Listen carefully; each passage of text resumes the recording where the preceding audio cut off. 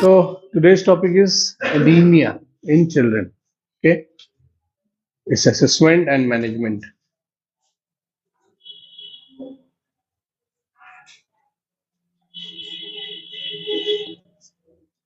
क्या क्या देखेंगे हम? ओवरव्यू देखेंगे किन किन चीजों से हो रहा है, असेसमेंट देखेंगे, मैनेजमेंट देखेंगे, प्रोग्नोसिस एंड कंक्लूजन, ये सारी चीजें हम इसमें देखेंगे. ओके. एनीमिया है क्या? Anaemia is the decreased number of RBCs और less than normal quantity of haemoglobin inside the blood. Okay, तो ब्लड में रिस्पॉन्सिबल दो चीजें होती है, एक आरबीसी और उसके अंदर बैठा हुआ हीमोग्लोबिन. ठीक है, इन्हीं चीजों की कमी जो होती है उसी को हम एनीमिया बोलते हैं. नॉर्मल रेंज जो हीमोग्लोबिन की होनी चाहिए वो इधर दी हुई है. नियोनेट्स 14 ग्राम पर डेसीलीटर, 1 to 12 मंथ्स, एक साल के अंदर में लगभग 10 ग्राम पर डेसीलीटर. 1 to 12 ईयर्स में 11 ग्राम पर डेसीलीटर और मोर देन 12 ईयर्स के अंदर लेस देन 12 ग्राम पर डेसीलीटर के नॉर्मल क्वांटिटी इन्होंने बताई हीमोग्लोबिन की. एनीमिया को डिजीज नहीं बोला गया है, कहीं ना कहीं एक प्रकार का सिम्टम है जो एक्सप्रेशन रहता है किसी किसी डिजीज से. ओके, इटियोलॉजीज में किन किन कारणों से एनीमिया हो रहा होता है? तो nutritional deficiency, vitamin B12, folate और आयरन डेफिशिएंसी, ये सारे मेन कारण होते हैं. कौन कौन से? एक तो न्यूट्रिशनल डेफिशिएंसी के अंदर B12 डेफिशिएंसी, फोलेट और आयरन डेफिशिएंसी. ठीक है, ये सारा आपका न्यूट्रिशन के कारण होता है. इन्फ्लेमेशन और क्रॉनिक डिजीजेस, वो डिजीजेस जहां पे इन्फ्लेमेशन लगातार चालू रहती है, जैसे कि रोमेटाइड आर्थराइटिस, ठीक है, ल्यूपस इरिथमेटोसस. ठीक है, ये सारी जगहों पर भी बिकॉज ऑफ रेगुलर इन्फ्लेमेशंस यहाँ पर हीमोग्लोबिन की कमी होती जाती है. फिर उसके बाद है bone marrow disorders. Bone marrow disorders क्या हो गए? जहां पर जो है डिस्ट्रक्शन होता रहता हो, प्योर रेड सेल एप्लासिया जहां बनता ही नहीं हो, और मायोडिस्प्लासिया जैसे कंडीशंस है जहां पर बनने में जो चीज है वो बनने में प्रॉब्लम आ रही. वहां ब्लड लॉसेस, ब्लड लॉसेस क्या हो जाते हैं? वो चीजें जहां पर ब्लड का लॉस हो रहा है, जैसे कि पाइल्स हो सकता है, फिस्चुला हो सकता है, फिशर हो सकता है. ओके, तो हीमोलाइसिस जहां पर जैसे हैमरेज हो रही हो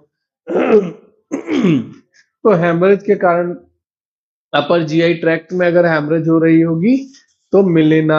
इसके अलावा कहाँ कहाँ पे इस तरह की कंडीशन आ सकती है? अगर जो है वर्म है, बॉडी के अंदर वर्म है तो भी ये ब्लड लॉस. हमने जब वर्म पढ़ा था तब उसमें हमने बताया था आपको कि कहीं कहीं वर्म के कारण भी ब्लड लॉस होता है. जैसे हुक वर्म है स्पेशली, या एंटेरोबियस है, ये सब लोग क्या कॉज करते हैं? एक regular amount of blood loss cause करते रहते हैं. और ये जो कि ब्लड दिखता नहीं है तो इसको हम क्या बोलते हैं? ऑकल्ट ब्लड बोलते हैं. ओके, क्या ब्लड बोलते हैं? Occult blood. और अगर ब्लड की ही लॉस की बात करें तो अगर वाया लंग साइड हो रहा है तो उसको हम क्या बोलते हैं? हीमोप्टाइसिस. ठीक है, और जब यही चीज हमारी कहां से आ रही हो? अपर जीआई ट्रैक्ट से बाया माउथ आ रही हो, ठीक है, और फ्रॉम जीआई ट्रैक्ट आ रही हो तो इसको हम क्या बोलते हैं? हीमेटमेसिस. ठीक, अगर यही चीज via fresh blood anal reason से आ रहा हो जस्ट लाइक स्ट्रीक, तो इसको हम बोलते हैं हीमेटोचीजिया. एनल रीजन से आफ्टर स्टूल अगर स्ट्रीक्स ऑफ फ्रेश ब्लड आ रहा है तो हम इसको बोलेंगे हीमेटोचीजिया. लेकिन यही ब्लड अगर ऊपर की तरफ से आ रहा है तो उसको हम क्या बोलेंगे? मलीना. ठीक है, तो ये सारे अलग अलग ब्लड का लॉस के हो सकते. तो हैमरेज केवल एक चीज नहीं है, हैमरेज एक बड़ा टर्म है और हैमरेज बहुत से कारणों से हो सकता है. क्रॉनिक जीआई ब्लड लॉस के अंदर भी वही बात बोली गई है. ठीक है, हैमरेज का एक कारण ये भी है कि किसी ने आप जोर से घूसा मार दिया या कोई एकदम ट्रॉमा हो गया जिसके कारण भी ब्लड लॉस हो सकता है. फिर तीसरा है चीज ब्लड का हीमोलाइसिस. ओके, तो ब्लड की हीमोलिसिस, ब्लड डिस्ट्रक्शन, या हीमोलिसिस। ब्लड डिस्ट्रक्शन में हीमोलिसिस में क्या है, वो चीजें जहां पर ब्लड का लॉस हो रहा होता है या हीमोलिटिक कंडीशंस होती है। क्या क्या कंडीशन हो सकती है हीमोलिटिक के अंदर? पहली कंडीशन बताइए। हमने सिकल सेल पढ़ा है, फिर हमने थैलेसीमिया पढ़ा है, ठीक है। स्पीरोसाइटोसिस भी हो सकता है। स्पीरोसाइटोसिस एक कंडीशन होती है जहां पर हीमोग्लोबिन एक के ऊपर एक पाइलिंग कर जाते हैं, ठीक है। तो वो भी कंडीशन जो है वो आ सकती है। फिर इसके अलावा कुछ कंडीशंस ऐसी जहां पर जो ऑर्गेनिज्म होती है उनकी लाइफ साइकिल्स चल रही होती है। जैसे क्या क्या, मलेरिया। मलेरिया की एक लाइफ साइकिल क्या होती है, वो ब्लड आरबीसी के अंदर होती है। तो जब वो मैच्योर हो जाता है तो आरबीसी फट जाता है, ऑर्गेनिज्म मैच्योर हो जाता है तो फट जाता है आरबीसी, जिसके कारण हेमोलिसिस हो रही होती है, ठीक है। फिर एक कंडीशन आती है और ब्लीडिंग डिसऑर्डर, ब्लीडिंग होती है, वो है डेंगू में। अगर आपको याद हो तो डेंगू में भी इस प्रकार की कंडीशन आती थी। तो इस तरह से कई सारे ऐसे कंडीशंस जहां पर हेमोलिसिस हो सकती है, वहां पे भी एनीमिया वो होना लाजमी है।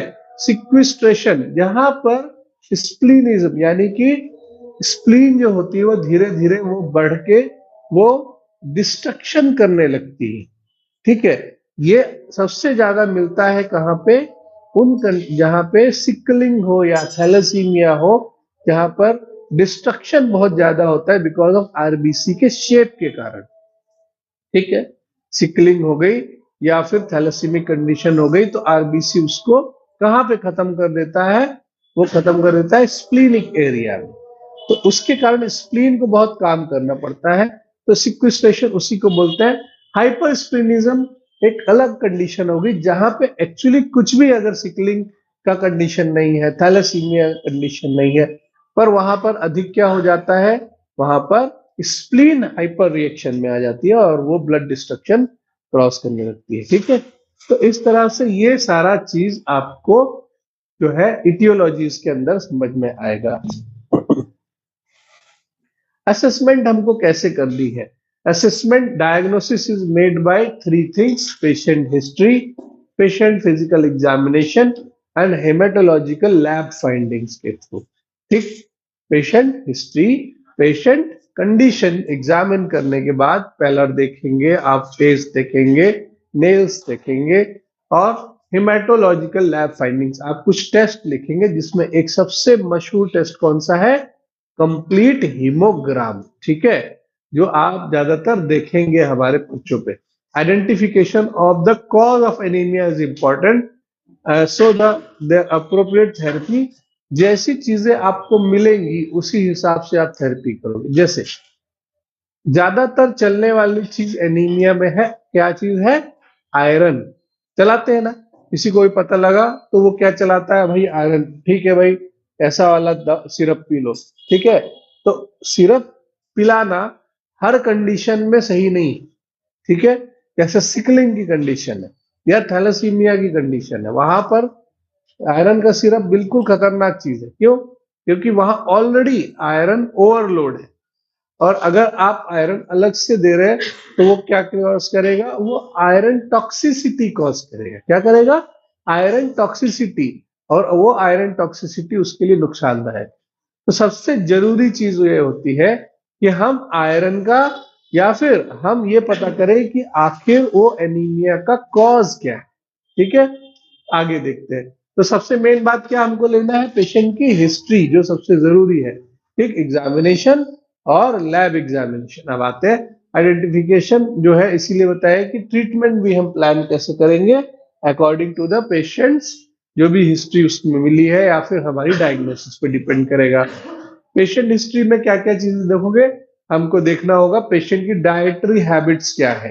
हो सकता है पेशेंट वो चीजें खाता ही ना हो जिससे हमको आयरन, B12 और फोलिक एसिड मिल रहा हो, वो चीजें वो खाता ही ना हो, ठीक है।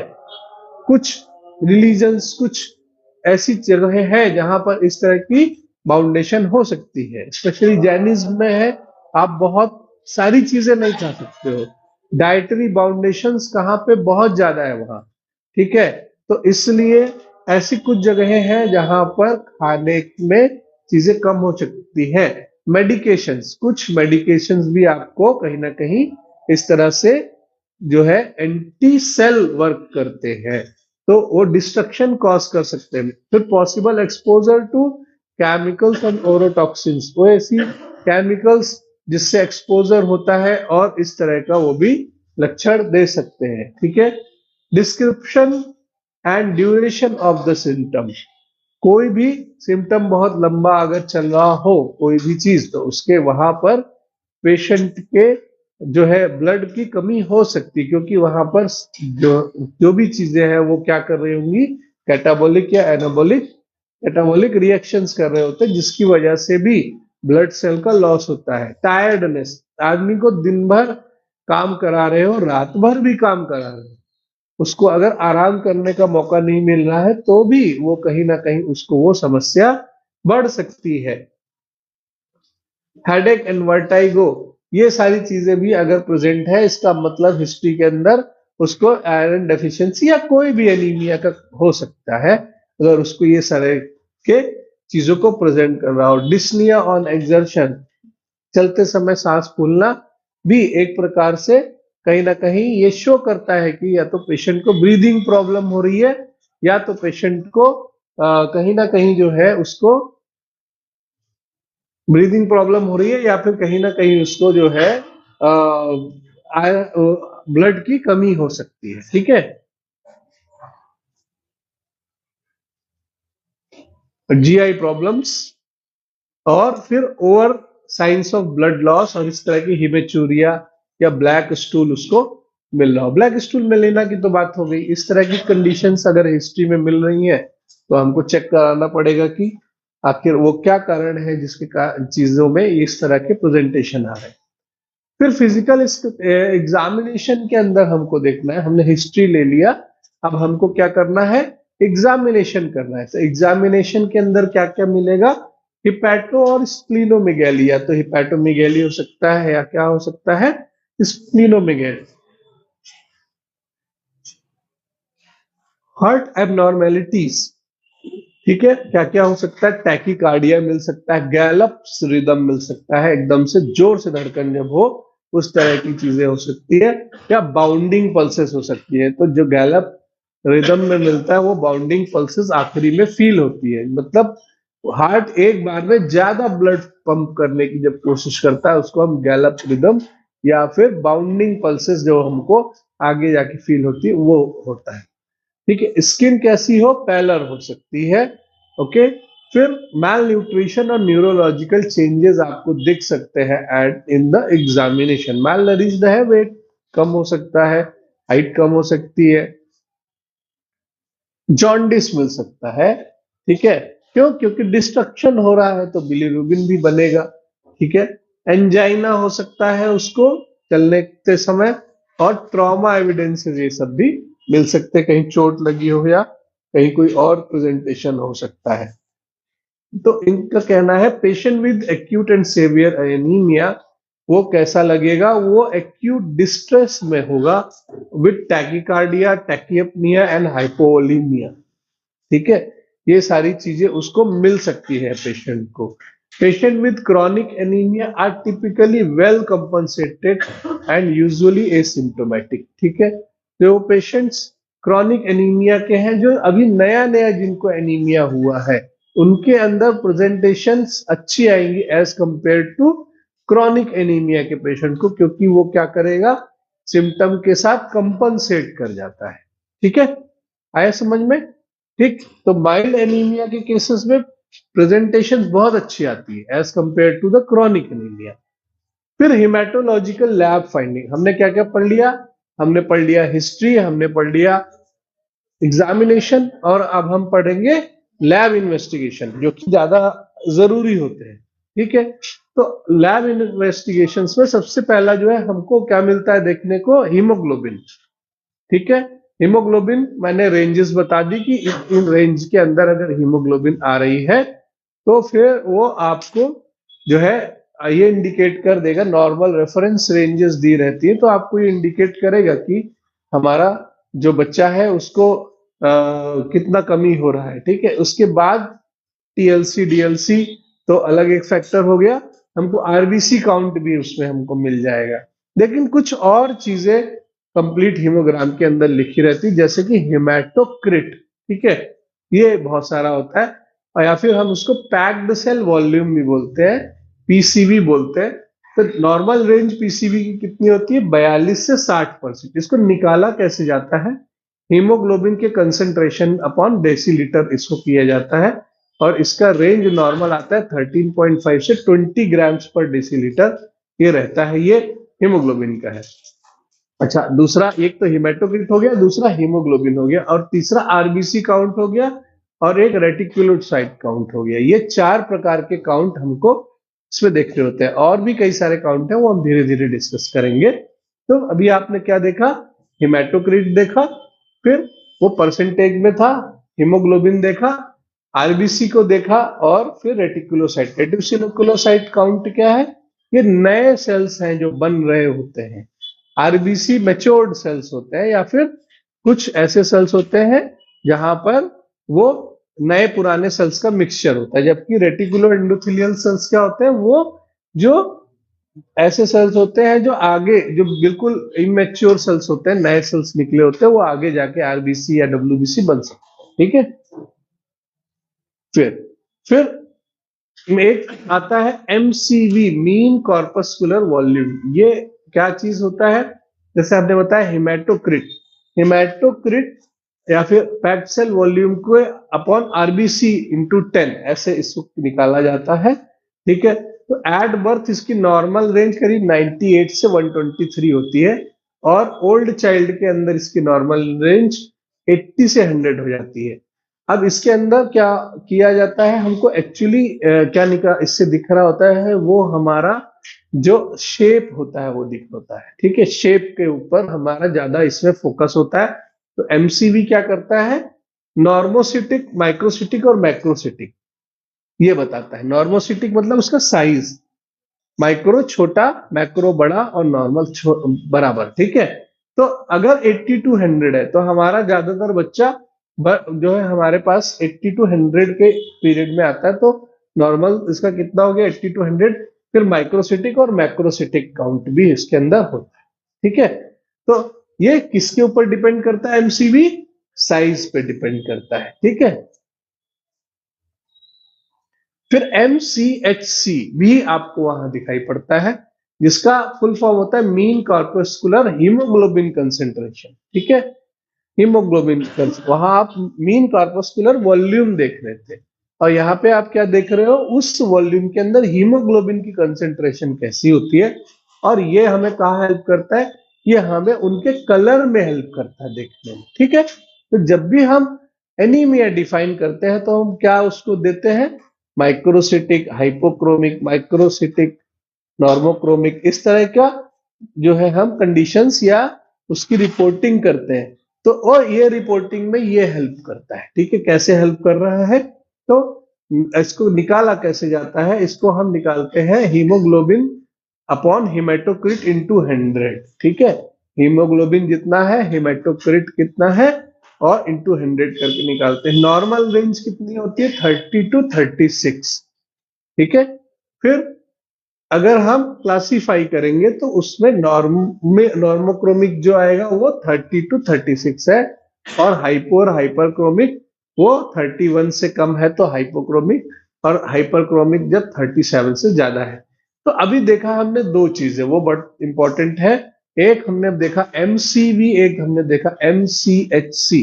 एमसीवी और एमसीएचसी क्या हो रहा है, वो हमें बता रहा है एक साइज के बारे में, और एक हमको बता रहा है कलर के बारे में, जो कि सबसे ज्यादा सिग्निफिकेंट किसके लिए है, एनीमिया को बताने के लिए। हीमोग्लोबिन की कमी होना ही एनीमिया नहीं, एनीमिया हीमोग्लोबिन की कमी को सीधा बता देता है कि भाई ये पर्सन एनीमिक है। लेकिन हम ये कैसे जाने कि एनीमिया किस कारण से हो रहा है, तो प्रेजेंटेशंस को बताने के लिए ये दो चीजें बहुत हेल्प करती है। क्या क्या, एमसीवी, एमसीएचसी और हिमेटोक्रिट। हिमेटोक्रिट भी आपको जानना है, ठीक है। आगे बढ़ते हैं। फिर एक होता है MCH, MCH, MCV, MCHC, ये हो गया। MCH क्या है? ये एवरेज वेट ऑफ हीमोग्लोबिन बताएगा, हीमोग्लोबिन सेल्स इन पिकोग्राम्स, ठीक है। तो इसको निकालने का भी तरीका होता है HGB, जो भी हमारा ग्राम पर डेसीलीटर होता है, अपॉन RBC इंटू 10। तो ये बर्थ पर 31 to 37 और एडल्ट्स में 626 to 34 इसका नॉर्मल रेंज होता है। पर ये अब इतना ज्यादा यूज नहीं होता है, क्योंकि ये ज्यादातर जो है इसमें ये प्रॉपर तरीके से प्रेजेंटेशन नहीं दे पाता है, और हमारी प्रेजेंटेशन MCV और MCHC से ज्यादा अच्छी निकल आती है कंपेरेटिवली, ठीक है।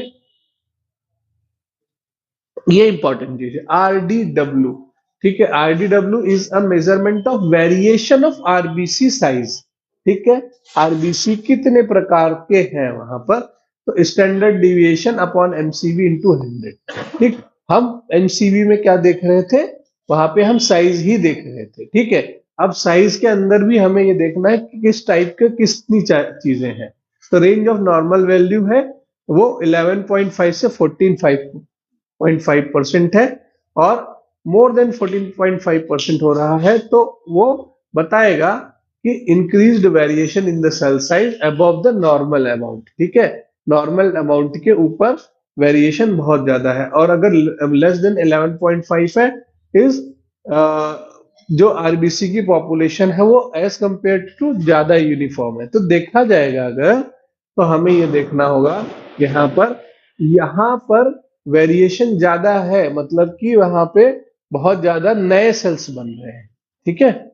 और यहाँ पर नए सेल्स की कमी बता रहा है, ठीक। तो एक कंडीशन होती है पॉलीसाइथीमिया। पॉलीसाइथीमिया कहाँ पे मिलता है? जहां पर या तो बहुत ज्यादा आपके क्या मिल रहे हो, ऐसी जगह हो जहां हाई एल्टीट्यूड हो। जब आप पहाड़ों पे जाते हैं, जो लोग पहाड़ों पे रहते हैं वहां पर उनके रेड रेड चिक्स मिलते हैं, तो उसके अंदर आपको क्या देखने को मिलता है कि वहां पॉलीसाइथीमिया हो रहा है, because of the low oxygen concentration वहां पे बढ़ते। तो ये चीज देखने के लिए RDW बहुत इंपॉर्टेंस रखता है, ठीक। तो वहां पर अगर RDW में बढ़ा हुआ RDW आ रहा है, इसका मतलब ये दिखा रहा है कि नए चीजें ज्यादा बढ़ रही है, मतलब वो बंदा को पॉलीसाइथीमिया जैसी कंडीशन हो रही है। अगर वही कंडीशन 11.5 से कम आती है, तो हमें यह समझ में याद आता है कि नई चीजें अब नहीं बन रही है, जो कि यूनिफॉर्मली बननी चाहिए थी, ठीक है। तो वो कहां पे क्या चीज दिखाएगा? प्लास्टिक एनीमिया जैसी चीजों को शो कर सकता है। फिर आगे देखो, और डेफिनेटिव टेस्ट अलग होते हैं, ठीक है। समझ में आई बात? ठीक है। डेफिनेटिव टेस्ट अलग होते हैं। तो देखो, कंप्लीट हीमोग्राम हम जब लिखते हैं, हमारे यहाँ मेनली होता है TLC DLC होता है, ठीक है। लेकिन TLC DLC के अंदर आप केवल ये देख सकते हो कि इन्फेक्शन तो नहीं है, या न्यूट्रोफिल जो है बढ़े हुए घटे हुए हैं। लेकिन जब आपको एक पूरा ब्लड पिक्चर मिल रहा होता है, तब आपको ये समझ में आ जाता है कि उसको किस किस तरह की समस्याएं हो सकती है। तो यहाँ पर आप देखोगे, इस चार्ट के अंदर आपको बताया है कि कौन कौन से प्रकार की एनीमिया के कंडीशन में क्या क्या मिलेगा। अगर माइक्रोसिटिक एनीमिया मिल रहा है, यानी माइक्रोसिटिक का मतलब सेल का साइज इतना होना था लेकिन इतना है, ठीक है। साइज क्या, जो उसका साइज है, ठीक है। शेप या साइज बोल लो, साइज बोलो, ठीक है। तो कहाँ कहाँ माइक्रोसिटिक मिलेगा? वो मिलेगा iron deficiency anaemia, thalassaemia, sideroblastic, chronic infection या सीवियर मैलन्यूट्रिशन के अंदर आपको क्या मिलेगा? ये माइक्रोसिटिक। क्यों माइक्रोसिटिक मिलेगा? क्योंकि उनकी पॉपुलेशन ज्यादा होगी। माइक्रोसिटिक एक तो क्या प्रॉब्लम होगा, वो बढ़ नहीं पा रहा है, यानी उसको न्यूट्रिशन नहीं मिल रहा है। या फिर दूसरा कारण क्या होगा, नए लोग ज्यादा है, ठीक है। भाई छोटी हाइट किसकी होगी? या तो किसी को न्यूट्रिशन नहीं मिल रहा है, और दूसरी छोटी हाइट किसी होगी, जो नए लोग होंगे, क्योंकि उनकी हाइट तो भी बढ़ी नहीं है। तो थैलेसीमिया जैसे कंडीशन के अंदर डिस्ट्रक्शन बहुत होने के कारण नई चीजें ज्यादा दिख रही होती है। तो वहां पर जो मेजरली पॉपुलेशन मिल रही होती है, वो क्या मिलती है? माइक्रोसिटिक की मिलती है। फिर नॉर्मोसिटिक। नॉर्मोसिटिक का मतलब एक बहुत सीधा बात है कि चीजें नॉर्मल की तरफ है, ठीक है, यानी कि वहां नंबर या साइज की बात करोगे तो वो बराबर है, लेकिन वो भी दिखा सकता है एक एनीमिया की कंडीशन। तो acute blood loss, infection, renal failure, liver diseases, early iron deficiency, anaemia के अंदर आपको नॉर्मोसिटिक जो है मिल सकता है। फिर मैक्रोसिटिक यानी कि चीजें अब वहां पर बड़ी हो रही हैं, ठीक है, बड़ी हो रही है तो हमको क्या मिलेंगे, यहाँ पे नॉर्मल न्यूबॉर्न के अंदर मैक्रोसिटिक मिल सकता है, इंक्रीज एरिथ्रोपोइसिस, जहां पर बहुत ज्यादा एरिथ्रोपोइसिस हो रही है, नए सेल्स बनाने की कोशिश हो रही है, पोस्ट स्प्लीनेक्टोमी और लीवर डिजीजेस, जॉन्डिस और हाइपोथायराइडिज्म, इन सब चीजों में मैक्रोसिटिक या बड़े जो साइज की चीजें हैं वो ज्यादा आपको मिलेंगे, ठीक है। मैनेजमेंट, ठीक है, अभी समझ में आया। मेगालोब्लास्टिक एनीमिया भी आपने माइक्रोसिटिक सुना, तो मेगालोब्लास्टिक स्पेशली कहाँ मिलेगा, वो आपको फोलेट डेफिशिएंसी और इन सब विटामिन बी 12 डेफिशिएंसी के अंदर भी आपको मैक्रोसिटिक या मेगालोब्लास्टिक मिलेगा, ठीक है। तो मैनेजमेंट, अब हमको ये देखना है कि हमको क्या चीजें चाहिए होती है, अगर हम डायग्नोसिस सही बना ले रहे हैं एनीमिया की, तो हमको क्या क्या चीजें वहां पर अब चलेगा। Acute anaemia usually warrants immediate medical action. अगर किसी को 6 या 7% का ब्लड है तो उसको तुरंत तुरंत कहीं ना कहीं हमको खून चढ़ाना पड़ सकता है। गाइडलाइंस कहती है कि 5 अगर पहुंच रहा है तो तुरंत उसको चढ़ाना है, ठीक है। फिर ट्रीटमेंट डिपेंड अपॉन सीवियरिटी और अंडरलाइंग कॉज क्या है एनीमिया की, वो हमको देखना पड़ता है। Supportive measures such as supplemental oxygen, oxygen carrying capacity, fluid resuscitation, bed rest, activity restrictions, fatigue, ये सब भी हमको देखना पड़ सकता है, ये प्रेजेंटेशन के अंदर आएगा और इन्हें भी एड्रेस करना पड़ेगा, ठीक। फिर आप देखेंगे कि क्या क्या हमको डोजेस देना पड़ता है, तो 15 से 20 ml पर केजी, ठीक है, अगर हमको ट्रांसफ्यूज करना है तो हमको, अगर कोई किसी को ट्रांसफ्यूजन की, ब्लड ट्रांसफ्यूजन की जरूरत पड़ रही है तो 15 से 20 ml पर KG over 3 to 4 hour range में हमको उसको देना है, ठीक है। और कब देना है, जब 7 से कम हो और क्लिनिकल साइंस ऑफ एनीमिया मिल रहा हो तो हमको देना है, और अगर 5 से कम हो और क्लिनिकल साइंस ऑफ एनीमिया नहीं भी मिल रहा है तो भी हमको बीटी कर देना है, ठीक है। कितना चीजें बताई ध्यान रखने की, 15 से 20 ml पर KG for 3 to 4 hours, okay. Iron deficiency, one of the important anaemia है आयरन डिफिशियंसी एनीमिया। क्या कहता है आयरन डिफिशियंसी, यहाँ पे मिलेगा आपको स्मीयर, कैसा मिलेगा स्मीयर, माइक्रोसिटिक मिलेगा और हाइपोक्रोमिक मिलेगा, ठीक है। एडिशनल डायग्नोस्टिक टेस्ट उसके अंदर सीरम फेराइटिन आपको घटा हुआ मिलेगा, सीरम आयरन भी घटा हुआ मिलेगा, और टीआईबीसी आयरन बाइंडिंग कैपेसिटी, जब हम आयरन प्रोफाइल कराते हैं तो टीआईबीसी का मतलब होता है कि कोई भी चीज आयरन से बाइंड कितना करना चाहती है। कुछ प्रोटीन्स ऐसे होते हैं जो आयरन को ब्लड से लेकर के, यानी कि जब एब्जॉर्प्शन होता है वहां से लेकर के और ब्लड से लेकर के स्टोरेज वाली जगहों पे लेके जाते हैं उसको, तो वहां पर जो रहता है वो जो प्रोटीन्स होते हैं वो कितना बाइंड करने की कैपेसिटी है होगी। तो आयरन अगर डेफिशिट है तो वो बाइंड ज्यादा करना चाहेगा, तो सीधा बात है कि टीआईबीसी या टोटल आयरन बाइंडिंग कैपेसिटी हमेशा बढ़ी रहेगी, किन कंडीशंस में, जब हम क्या कर रहे होते हैं, आयरन डिफिशियंसी एनीमिया के अंदर देख रहे होते हैं। फिर आयरन सेचुरेशन, सीधा सा बात है कि आयरन अगर कम है तो सेचुरेशन कम जाएगी, ठीक है, समझ में आ गया। आयरन प्रोफाइल के अंदर ये सारी चीजें होती है, ठीक है, सीरम फेराइटिन, सीरम आयरन और आयरन बाइंडिंग कैपेसिटी और आयरन सेचुरेशन। सीधा बात है कि कोई घुमाने के लिए अगर ले जाना चाहता हो, ठीक है, कहीं जो है चीजें कम हो और किसी को घुमाने के लिए, उसको लेके जाने के लिए फिक्स किया गया हो, तो वहां पे घुमाने जाने वालों की संख्या ज्यादा होगी कि भैया हम घुमाने ले जाएंगे, ठीक है। उधर आता है ना एक भालू आता है जंगल की सैर कराने के लिए, है ना, एक मीम आता है कि भाई भालू कहता है कि मैं तुम्हें जंगल की सैर करा दूंगा, तो जंगल की सैर करने वालों की जब संख्या वो होती है, कम होती है, तो भालुओं की संख्या वहां ज्यादा होती है। तो सीधा बात है कि आयरन बाइंडिंग कैपेसिटी ज्यादा रहेगी कहाँ पे, जब जो है आयरन की कमी होगी। क्लियर हुआ? आगे बढ़े। ठीक। ट्रीटमेंट क्या करेंगे? तो आप ओरल आयरन सप्लीमेंट्स आप देंगे 6 mg पर केजी पर डे के हिसाब से, एलिमेंटल आयरन को लेते हुए। एलिमेंटल आयरन अवेलेबल आयरन है जो आपको उस दवा से मिलने वाला है। ठीक है, क्योंकि आपको ये बता दें कि आयरन उतना ही एब्जॉर्ब होता है जितना बॉडी को चाहिए होता है, बाकी सारा आयरन वो फेंक देता है। तो एटलीस्ट 3 मंथ्स आपको देना है अगर कोई भी आप आयरन चालू करा रहे। और चेक रेटिक काउंट, आप रेटिकुलो एंडोथेलियल काउंट आपको आफ्टर 2 वीक्स आपको चेक करना पड़ेगा। क्या चीज का काउंट करना है? रेटिकुलो हीमोग्लोबिन के साथ में रेटिकुलो एंडोथेलियल काउंट, क्योंकि आपको ये देखना है कि नया बन भी रहा है कि नहीं। भाई ब्लड के अंदर अगर आपने जो है उसको देखा तो हो सकता है आयरन बढ़ भी जाए, लेकिन रेटिकुलो एंडोथेलियल काउंट अगर नहीं बढ़ रहा है, इसका मतलब आपके दी हुई थेरेपी का रिस्पॉन्स नहीं आ रहा है। ठीक है। फिर दो प्रकार की चीजें होती है, एक आयरन डेक्स्ट्रान होता है और एक फेरेसिट होता है, सोडियम फेरस ग्लूकोनेट होता है। ये दो चीजों के उसमें दिया जाता है। ये एलिमेंटल आयरन डेक्स्ट्रान 50 mg पर ml हमको प्रोवाइड करता है। वहीं पे जो सोडियम ग्लूकोनेट फेरस ग्लूकोनेट है वो हमको हर 10 cc में 125 mg एलिमेंटल आयरन मिल जाता है।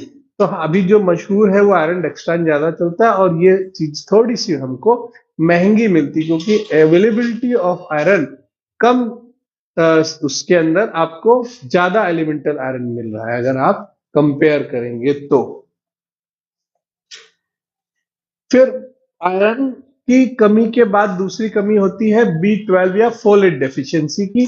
तो हमको जो स्मीयर दिखेगा वो मैक्रोसिटिक या मेगलोब्लास्टिक एनीमिया जैसा कंडीशन आएगा, और यहाँ पे B12 में लो सीरम B12 होगा, और फोलेट की भी कमी आपको दिखाई पड़ सकती है। B12 डेफिशिएंसी में कितना आपको B12 देना है? 1 mg पर मंथ के हिसाब से देना, या 1 to 2 mg पर डे, है ना, ओरल के अमाउंट में आपको देना है। और फोलेट डेफिशिएंसी में आपको डाइट इंप्रूव करना है, या फिर फोलिक एसिड का 5 mg की गोली आती है, पीली गोली, अगर आपने देखोगे सिकल सेल वाले खूब खाते हैं। थैलेसीमिया आप पढ़ चुके हैं, थैलेसीमिया आपको मैं पढ़ा चुका हूं, फिर भी जस्ट यहाँ पे चूंकि कॉन्टेक्स्ट आया है तो हम इसका एक ओवरव्यू जरूर करेंगे। जेनेटिक डिफेक्ट है, हीमोग्लोबिन की सिंथेसिस में डिफेक्ट होता है, अल्फा बीटा चेन्स में होता है, इनएफेक्टिव एरिथ्रोपोइसिस होता है, स्मीयर माइक्रोसिटिक मिलेगा आपको, हाइपोक्रोमिक मिलेगा आपको। ठीक है। और आयरन स्टोर जो है वो बढ़े हुए मिलेंगे, क्योंकि वहां पर क्या हो रहा है, टूट रहा है आयरन, इसलिए आयरन का जो है सेचुरेशन बढ़ा हुआ मिलेगा। तो ऐसी जगहों पे हमको क्या नहीं देना है? आयरन के सप्लीमेंट्स नहीं देना है। इसीलिए जानना जरूरी होता है, एक जो है कंपाउंडर बने डॉक्टर में और एक पढ़े लिखे बने डॉक्टर में यही फर्क होता है, कि जो गांव में बैठ करके झोला छाप व्यक्ति रहता है, उसने आंख देखी सफेद है, मुंह सफेद है, उसने धड़ से एक आयरन लिख दिया, आयरन लिखा, उसने आयरन खाया, 10 15 20 25 दिन के बाद आयरन टॉक्सिसिटी से पेशेंट की डेथ हो गई। ठीक। तो ये जानना बहुत जरूरी होती है कि हमको क्या चीज देना है। ठीक है, आयरन देना है कि नहीं देना है, क्योंकि anaemia is not directly proportional to iron syrup. ठीक। So you have to diagnose the iron, the deficiency behind the anaemia. अगर वो प्रॉपरली डायग्नोज हो गया है, सिकल है, थैलेसीमिया है, तो डोंट गिव आयरन। ओके। वहां पे आपको क्या करना है? आपको थोड़ा खाना बेहतर करना है, फोलिक एसिड दे सकते हो, ये सारी चीजें जो उसके डाइट से सही हो जाए वो देखो। ठीक है। वहां पे चूंकि आयरन बड़ा होता है तो हो सकता है आपको क्या देना पड़े? चीलेटिंग एजेंट देने पड़ सकते हैं। ठीक है, तो चीलेटिंग एजेंट आपको ध्यान रखना है। ठीक है। आगे बढ़ते हैं, तो थैलेसीमिया हमने आपको बताया था क्या क्या प्रेजेंटेशन हो सकते हैं, और कई बार हमको अगर अच्छा बड़ा कोली एनीमिया या बीटा थैलेसीमिया है तो हमको क्या और कराना पड़ सकता है? Blood transfusion. तो प्रोग्नोसिस डिपेंड करता है सीवियरिटी पे, एक्यूटनेस पे, कैसा समस्या है। Mortality morbidity rates were according to the underlying pathological process. तो नेशनल फैमिली हेल्थ सर्वे जब होता है, एनएफएचएस हर 5 साल में होता है, ठीक है, उसके अंदर एनीमिया और मैल न्यूट्रिशन ये सब बड़े कार्डिनल फीचर्स होते हैं, क्योंकि एनीमिया कहने के लिए तो बहुत जो है छोटा है, बहुत सारी चीजों में हम आयरन दे करके बहुत सारी चीजों को बदल सकते हैं, बट हमेशा याद रखिए कि एनीमिया का इलाज आयरन है, ठीक है। आयरन ही एनीमिया में जरूरी नहीं होता है, बहुत सारी चीजें एनीमिया को ठीक करने के लिए जरूरी होती है, और सबसे जरूरी बात है डायग्नोसिस सही करना, ठीक है। तो ये डिपेंड करता है कि आपका एनीमिया किस प्रकार। कंक्लूजन देखा जाए तो एनीमिया एक डिजीज नहीं बल्कि एक कंडीशन है जो कि बहुत सारी डिजीजों को सामने रख सकती है। प्रॉपर हिस्ट्री एग्जामिनेशन और प्रॉपर एक इन्वेस्टिगेशन आपको सही डायग्नोसिस करने में हेल्प कर सकता है, और लैब एग्जामिनेशन का कोई में जो है वो डेफिनेटिव जो है एनीमिया का कॉज आप आराम से पकड़ सकते हो। All the cases of anaemia are not necessary to be transfused. हर कंडीशन में आपको ट्रांसफ्यूजन नहीं करना है, ट्रांसफ्यूजन आपको बता दिया, ठीक है। 7 में अगर एनीमिया के आपको लक्षण मिल रहे हैं तो 7 के नीचे, और 5 से कम किसी भी कंडीशन में आपको बीटी कर देना है। आयुर्वेद की बात करें तो आयुर्वेद में सुश्रुत ने बताया कि जहां भी पांडु वर्ण का शरीर हो जाता है, इसीलिए वहां पर इसको हम क्या बोलते हैं, पांडु रोग बोलते हैं, ठीक है। निदान, ठीक है, निदान के अंदर ओजस जो है ओज गुण का क्षय हो जाता है, और अल्प रक्तता हो जाती है, अल्प मेदता हो जाती है, और निहिसार हो जाता है। सो अल्प रक्तो अल्प मेदस्सो ये सारा कंडीशन आपने पढ़ा होगा, ठीक है। फिर उसके बाद निहिसार शिथिलेंद्रिय ये सब जो है जो एनीमिया का या पांडु के प्रेजेंटेशन उसमें आया है। उसके अंदर विवर्णता हो जाती है स्किन की, पांडु हरिद्रा हरित इस तरह के डोमिनेंस वर्ण उसके अंदर बच्चे के अंदर दिखने लगते हैं। रीजंस जो है वो ऐसा हो सकता है कि वो बहुत ज्यादा लवण कटु और कषाय रस खा रहा हो, जिसके कारण वह डिप्लीशन होने लगा हो। फिर उसके अलावा पाइका या मड ईटिंग बिहेवियर हो रहा हो, वो ऐसी चीजें खा रहा हो जो कि नॉन न्यूट्रिशनल है, सीमेंट, चौक, मिट्टी एटसेट्रा, अगर वो अपनी चीजों को कंप्लीट करने के लिए खा रहा है तो कहीं ना कहीं उसको नुकसान हो रहा होगा, और साथ साथ वो और चीजों को अंदर ले जाके बैठा रहा है, जैसे कीड़े, ठीक है। अगर एक बच्चे को आदत है जो है प्लास्टर खाने की, खाते हैं बच्चे खूब, इसको हम क्या बोलते हैं, कंडीशन को पाइका। अब ये पाइका अगर हो रहा है तो वो बॉडी डिमांड को पूरा करती है, लेकिन डिमांड को पूरा करने के चक्कर में वो एक चीज और लेके वो बैठा लेती है, वो है इन वर्म्स, और वर्म्स उल्टा उसके न्यूट्रिशन को फिर से खाने लगते हैं, और उसके अलावा वो और क्या लॉस कर रहे होते हैं, ब्लड का लॉस भी कर रहे होते हैं। देखो साइकिल बड़ी खतरनाक है, तो इसलिए हमें हमेशा ये देखना चाहिए कि वो बच्चे के अंदर अगर एनीमिया जैसी चीज मिल रही है तो पहले पकड़ के और उसका एनीमिया को ठीक करना है, ठीक है। तो ये सारी बात है, और उसके अंदर कहीं कहीं जो है पित्त प्रधान आहार विहार इस तरह का खा रहा हो, या फिर एंजाइटी या आयास बहुत हो रहा हो, तो इस तरह के प्रेजेंटेशन हमको मिल सकते हैं। पूर्व रूप की बात हम करेंगे तो यदा ओजस्सो गुणा बलवर्ण स्नेह अत्यर्थ क्षय प्रजंती तथा करोति हृदय स्पंदनम स्वेदा भाव रोक्ष च त्वक स्फोट श्रवस्तथा, ये सारी चीजें हमको मिल सकता है इसके अंदर आपका ओजस गुण कम होने में या फिर एनीमिया के कम होने पे। ओजस गुण कम होना अगर आप सीधा सा है कि आप चीजों के अंदर आपके एक्टिविटी कम हो रही है, तो रूप क्या हो सकता है, गात्र शूल ज्वर श्वास गौरव अरुचि मानना रहा, ठीक है। गात्र शोष यानी कि कमजोरी आपको हो सकती है, फिर उसके बाद ज्वर श्वास गौरव और अरुचिया आपको भी वो प्रेजेंटेशन में मिल सकती है।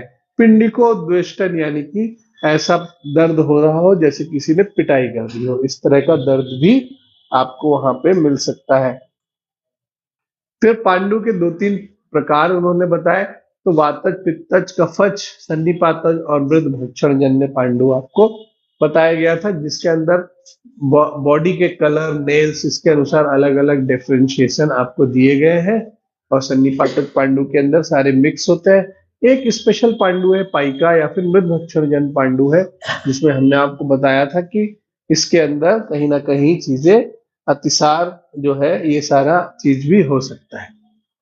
चिकित्सा के अंदर आपको पांडु रोग की चिकित्सा के अंदर वो घृत जैसे पंचगव्य, महातिक्त और कल्याण घृत ये सब देने हैं, जिससे कि उसके अग्नि का संदुक्षण हो। सीधा बात है, वहां पे क्या हो रहा है, अग्नि मांद्यता हो रही है, ठीक है, तो संदुक्षण हो रहा हो। और उसके बाद इन्होंने कहा है कि जहां जरूरत पड़े वहां पर हमको सूक्ष्म विरेचन या फिर एमिसिस यानी कि वमन को देने की जरूरत पड़ सकती है। स्वेदन, वमन ये सब कॉन्ट्रा इंडिकेटेड है, बहुत ज्यादा देना नहीं है, ठीक है। फिर कफ प्रधान जो है दोष को देखते हुए फिर आपको आगे काम करना है, ठीक है। तो इस तरह से ये एनीमिया का आपका आज का लेक्चर कंप्लीट होता है। आई होप एनीमिया आप बहुत कुछ समझ में आ गया होगा। एक नटशेल में बात करें तो एनीमिया क्या है, एनीमिया एक आपको हीमोग्लोबिन की कमी की वो दिखाई पड़ेगी। तो सबसे जरूरी बात है हिस्ट्री लेना, आप उससे पूछिए, पेशेंट ही कंप्लेन करेगा उसको चलने में थकान होती है, ठीक है, तो ये सारी चीजें वो बताएगा। आपका काम है साइंस को देखना। साइंस का मतलब SIGN है, SINCE नहीं है ना। साइन का मतलब आपको देखना होता है सिम्टम, पेशेंट बताता है तो आपको साइन देखने, क्या क्या साइन देखने को मिल सकता है, पैलर देखने को मिलेगा, ठीक है। ठीक है, सबसे ज्यादा पैलर टैकीकार्डिया देखने को मिल सकता है, ब्रेथलेसनेस देखने को मिल सकता है, ये सारी चीजें आपको देखनी है। फिर आपको क्या देखना होगा, लैब इन्वेस्टिगेशन देखने पड़ सकते हैं। लैब इन्वेस्टिगेशन में सबसे मेन है हीमोग्लोबिन, उसके बाद हिमेटोक्रिट, उसके बाद आपको RBC का काउंट, फिर उसके बाद आपको दो तीन चीजें और दिखाई पड़ेंगी जैसे MCV, MCHC और MCH भी देखने को मिल सकता है।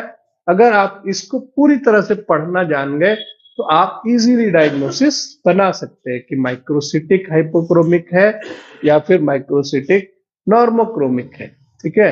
क्रोम मतलब कलर होता है, माइक्रोसिटिक का मतलब शेप होता है, ठीक है। मेगलोब्लास्टिक हाइपोक्रोमिक आपको या मैक्रोसिटिक हाइपोक्रोमिक मिल रहा है तो B12 की वजह से है, ठीक है। माइक्रोसिटिक और हाइपोक्रोमिक ज्यादातर आयरन डेफिशिएंसी एनीमिया के लिए मिलता है।